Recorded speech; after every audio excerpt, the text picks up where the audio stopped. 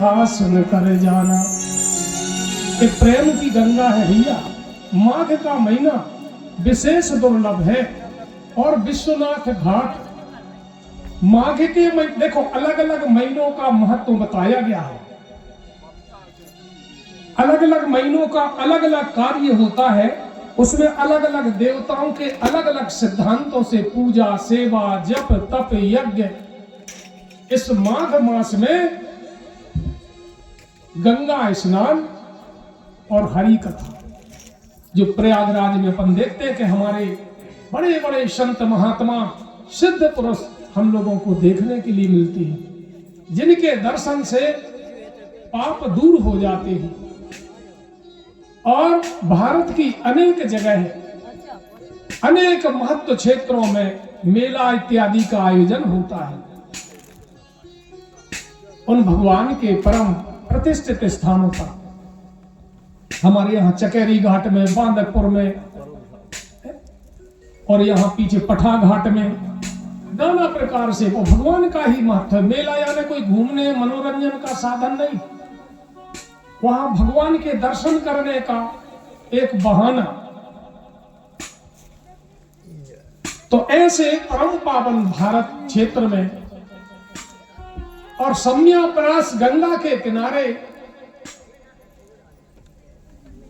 परीक्षित जी महाराज विराजमान है, क्योंकि उनको 7 दिन का श्राप लगा है।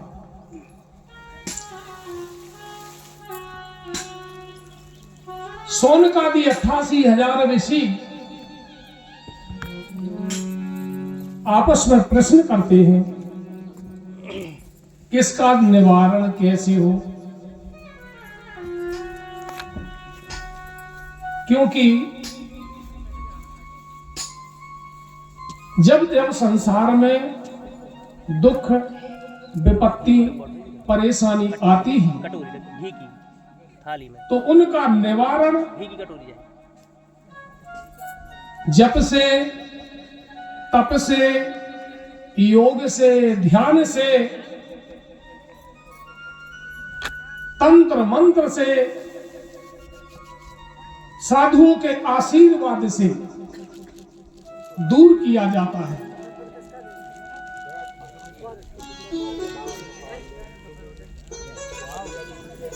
पर जब हमारे हृदय में वह प्रभाव बस जाए तब विद्यते हृदय ग्रंथि छिद्यन्ते सर्व संशया। अगर हृदय में बात जम गई तो काम बन गया। क्षीयन्ते चास कर्माणि तस्मिन् दृष्टि परावरे। और अगर हृदय में बात नहीं लगी तो ऐसे ही है जैसे औंधे घड़ा पे पानी सारी रात दिन पाइप लगाए रहो तो पानी बूंद नहीं जाएगी। और वह आस और प्यास है तो एक बूंद से ही कल्याण हो जाता है।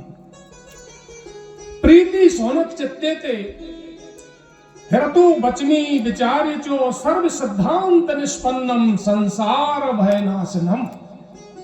ये संसार में भय ही भय है, अंधेरा ही अंधेरा है, केवल भगवान ही प्रकाश है। इसलिए भय से दूर होने के लिए हमें क्या करना चाहिए, ऐसा ऋषि लोग आपस में विचार करते हैं। भक्त्योर्ग वर्धनम यच्च कृष्ण संतोष हेतुकम।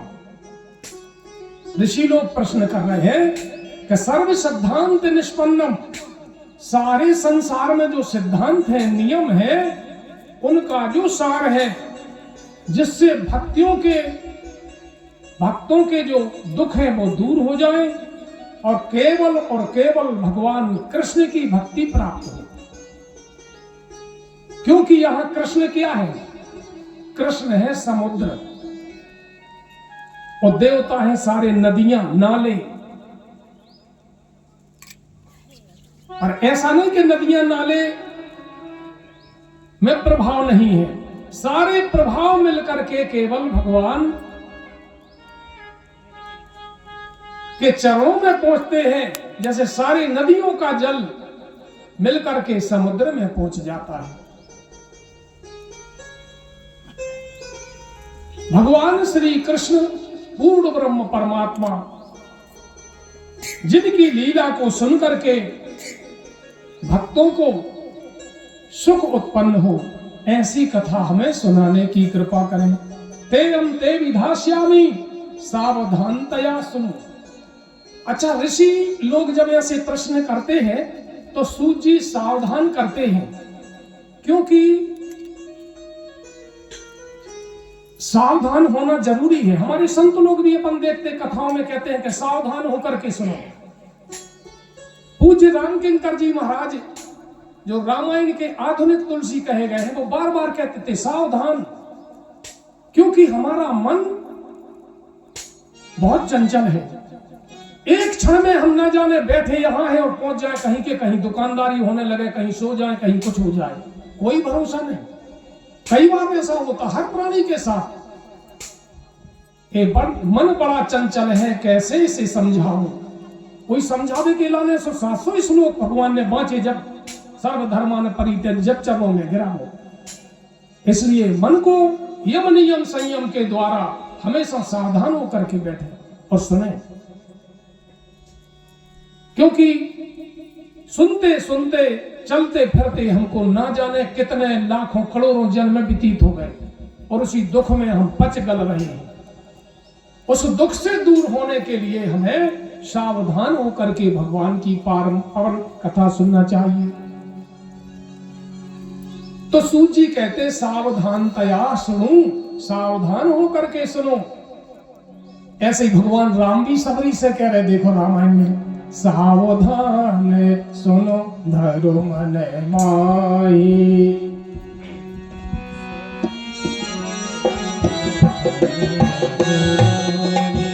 सावधान सुनो धरो मन माही।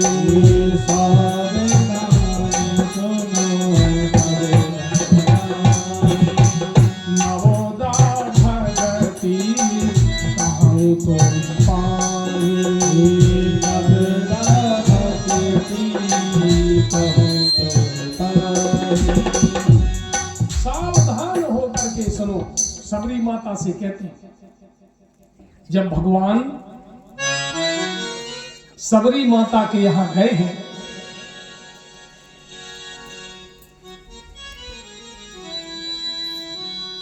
सबरी को एक वर्ष नहीं,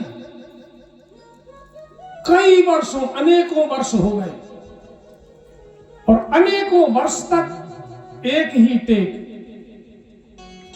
तो भगवान आएंगे। ये टेक कहां से मिली सबरी को? गुरु के द्वारा, क्योंकि गुरु के वचन प्रतीत न यही सपने सुगम सिद्धि नहीं तेही। इसलिए हमें गुरु की आवश्यकता है।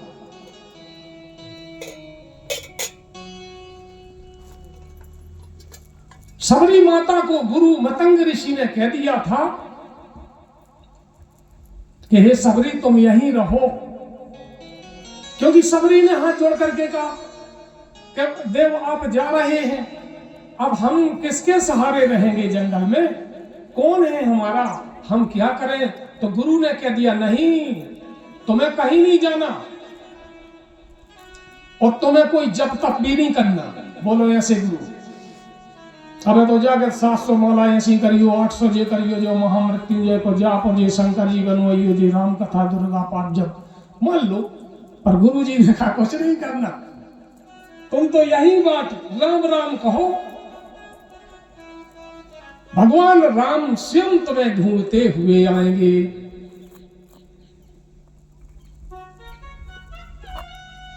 अच्छा, जब गुरु जी ने कह दी, मान लो के राम जी आएंगे, अपन से जैसे अगर कोई कह देवे कि तुम्हारे फलाने रिश्तेदार आएंगे तो अपन का करें, बैठे इंतजार करें कि पर रहे, गोड़े पसार के पर रहे कि आए तो आओ नहीं, आपका पर नहीं। मां सबरी ने फिर देर नहीं लगाई और ना कोई किसी हेला भाई, नित्य जैसे ही गलियों को साफ करना, झाड़ू बुखार करना, फल ला करके रखना। अब फलों में अपन कहते कि झूठे बेर सबरी के खाए और पुराणों में कई जगह है कथा सुन की फल मूल जल से सब कुछ जो माने ऋतुओं के अनुसार कहे। अब बेर लाए तो बेर 12 महीना थोड़ी में लगते, जबकि दसों हजार साल माने चलत रहो जो कार्य सैकड़ों साल, तो बेर 12 महीना तो होता नहीं, 2-3 महीना। तो जोन ऋतु में जोन फल थे, हाँ बाबा तो लगे कि जब भगवान कहे हैं उस टाइम पे वो बेरों का मौसम रहो।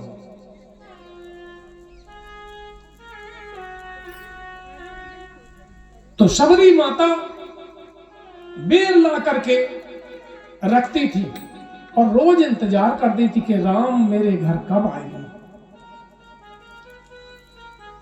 एक क्षण भी देरी नहीं, काम करते रहो, नाम जपते रहो, रटना लगाए रहो भगवान से, टोरो नहीं डोरी एक राम जी से, नाता एक राम जी से। ऐसी जो सिद्धांत जहां बन जाते हैं तो भगवान भी देरी नहीं करते। निश्चित बात है, आज भी और लाखों भक्तों को सच्चे हृदय से जिसने पुकारा है भगवान वहां प्रकट हो जाते हैं। और हम सोचते हैं कि हम संसार में भी बने रहे, कीचड़ में भी घसे रहे और हमें भगवान भी दिख जाए। इतना अंतर है, इसलिए हमें दिखते नहीं। हमें दिखते नहीं तो हम मानते नहीं, विश्वास ही नहीं करते कि भगवान है कि नहीं है। कितनी हम रामायण गीता भागवत पढ़ते सुनते रहते हैं, अब कोई एक घुमाने वाला आ जाए कि प्रश्न कर दे कि भगवान है कहां, सोपन पूरे गांव के वही की बातों में मान के चल जाएंगे भगवान है कहां। ये बात पे जब माने चट जैसी ध्यान हो जाए, विश्वास हो जाए। एक दिन हम अपने बात स्वयं अपनी घटना बता रहे, हम अपने गांव में एक रास्ता में से जा रहे होते हैं, बगल में गर्मियों की बात, पेड़ों की छाया नहीं दूर तक आ जा, सुबह खेत में तनक एकांत में लुक के पुलिस से ऐसे ही समय पास कर बारे माने एकांत में वो पत्ता खेल रहे। जब बे और अच्छा पत्ता खेल रहे हो लगाए चर्चा वेद पुराणों की। जब के हम उते से निकले अपनी संविधान लकड़ियां इकट्ठी करवे, उते निकले के कहीं जा रहे थे, सो कहला कहो महाराज नहीं अच्छा भगवान। सो हमने भी बता बात इते बैठ करके और भगवान की चर्चा कर रहे, खेल जुआ रहे। सो हमने की भगवान कहाँ है भगवान, और चले गए। अब उनके मन में भ्रम होगा सबनों की। अब चर्चा हो तो 6 महीना हो गए, भगवान है कहाँ। एक दिन एक दाऊ जी कहला महाराज इतना हम एक बात पूछ रहे, आप गुस्सा नहीं हुई, हम भी गुस्सा का होंगे। अब आपसे मैंने कहा हम गुस्सा, कहले आप कहते भगवान नहीं है, हम पर बड़े गुस्सा में कहते आप भगवान नहीं है।